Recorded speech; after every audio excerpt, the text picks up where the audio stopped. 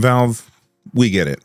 You announce the Steam Deck, and then the pandemic hits, and the chip shortage happens, making the Steam Deck launch successful in spite of having a really rocky roller coaster where no one knew when they were going to actually get theirs, and that wasn't really your fault. Then you announced the Steam Machine, the Steam Frame, and the Steam Controller, and again, not your fault, but there's a DRAM shortage rearing its ugly head.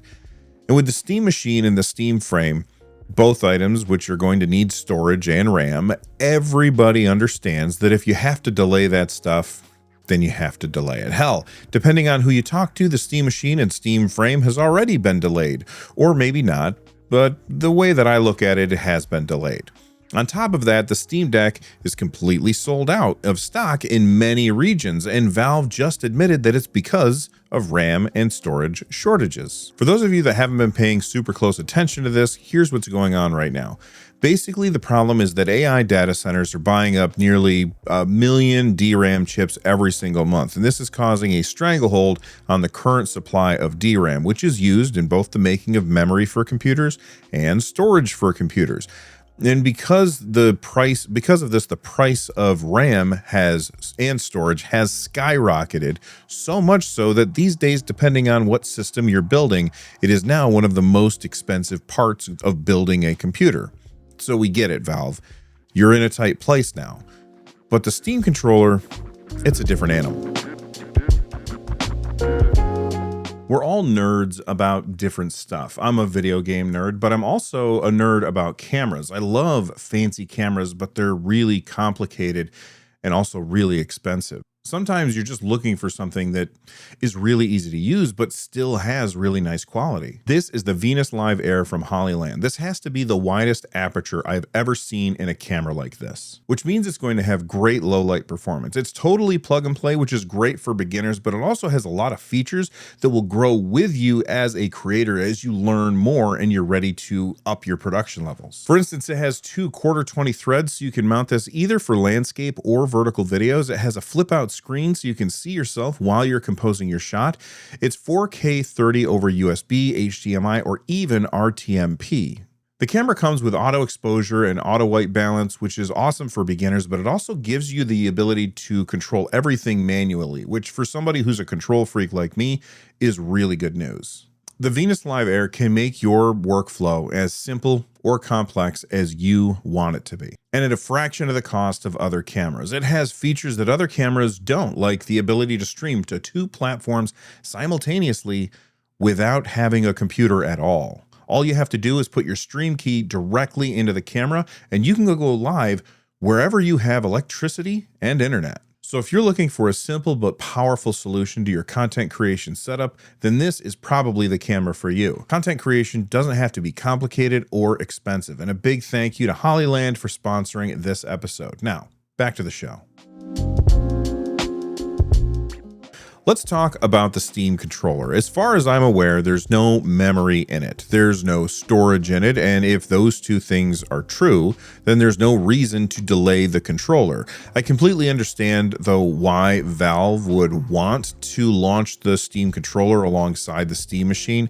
It's just how things are expected to be done. But I feel like, maybe I'm wrong, but I feel like there's a lot of people out there that are not interested in the Steam Machine, no matter what price it actually lands at. It doesn't matter if it's the cheapest thing out there. There are tons of people that already have a PC that they want. No matter what the cost, they just don't need another one right now. And the same goes for the Steam Frame. And I'm willing to bet that there's a significant number of people who look at the Steam controller and think, this is the thing that I am most excited about over all of Valve's hardware announcements. In fact, I am one of those people.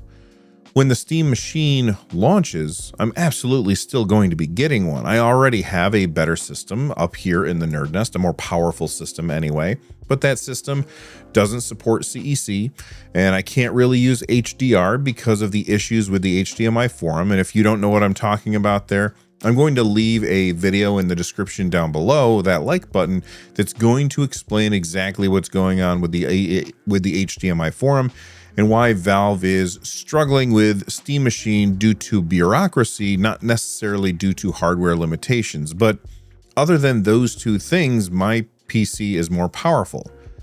I'm still going to get a Steam Machine anyway because I want to be able to make videos about the Steam Machine for all of you guys. My living room PC is awesome, and while I do have great controllers for it, I still want the Steam controller. And there's a few reasons that I want the Steam controller, and there's a few reasons why I think everybody else wants the Steam controller as well, especially people who have the Steam Deck. I have a lot of controllers here in the NerdNest. I test them all the time. It's one of my favorite things about having a YouTube channel, as I'm constantly given the opportunity to try out new controllers. It's not like I'm hurting for something to control my games with. When I hook up my living room PC to the TV, I have so many controllers that like I'm tripping over them. But I think most of those controllers are unitaskers. This controller is really good at this kind of game. This controller is really good at this kind of game. But the Steam controller, from what I tell, and my experience with using the first Steam controller and my experience using the Steam Deck, that controller is not going to be a unitasker. It's going to be the kind of controller that is the all-around best option for most games. I'll still use certain controllers for certain types of games, but I'm betting once I get my hands on the new Steam controller, I'm probably going to ditch most of the controllers that I have. Let's talk about why people are excited for it. Number one, the dual trackpads on the Steam controller means that I can do so much more when I'm playing games that are not necessarily made for controllers. So for example, when you're using Steam Input with the trackpads, you can set up little menus that'll allow you to have an infinite number of inputs when you're playing a game. So if you're playing a game that is heavily reliant on keyboard and mouse inputs, you're still able to play that sitting back on your couch, playing on the TV without a mouse and keyboard, because you have unlimited inputs through the trackpad. But even if you don't want to set up a bunch of really cool things in Steam Input, the trackpads are still useful for a lot of other stuff. Let's say a game like Arc Raiders, which I've been playing all of the time recently. Arc Raiders is incredibly fun and has really good controller support. That's how I play.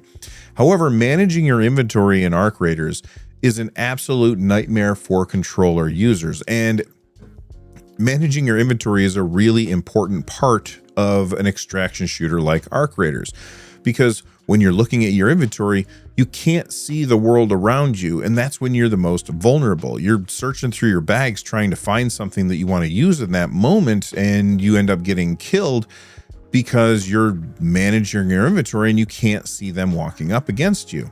The trackpads would allow for quick inventory management the same way that people do with a mouse, where they can click and drag things around. Everything is much, much slower on the controller when you're in the inventory system. Not only that, but there are tons of times when I play a game, and as soon as I bring up an inventory or menus, I'm wishing that I wasn't on controller. It's not just an Arc Raiders thing. This is a problem that people have had for a very long time with controlling inventory systems using a controller. But the biggest reason that I'm super excited for a Steam controller, and I want Valve to ship it as soon as they possibly can, is whenever I play a game on my Steam Deck, and then I play that same game on my living room PC, suddenly the controls feel different because I'm using a different input method, and things that I'm used to having access to, like capacitive thumbsticks, for example, or access to the trackpads like I already talked about, or back paddles, all of that is gone. And if I don't have access to that stuff, then the feel of the game is going to get clunky. It's like you get used to doing it one way and then suddenly you have to do it another way. And there's like this disconnect. It's the whole reason that Valve is making a controller like this. So Valve, if you got to delay stuff, trust me, everybody's going to be fine with that. But if you can ship the Steam controller as soon as you possibly can, I know for one, I'm going to buy a few of them, and I'm going to bet that there's a lot of people who are watching this right now that will also buy a few of them. In fact, sound off in the comments down below if the Steam controller is the hardware from Valve that you are most excited for. Anyway, thanks for watching. If it's your first time here, please subscribe. From the NerdNest, I'm Bill. Stay rad, and I'll see you on the next one. Bye-bye.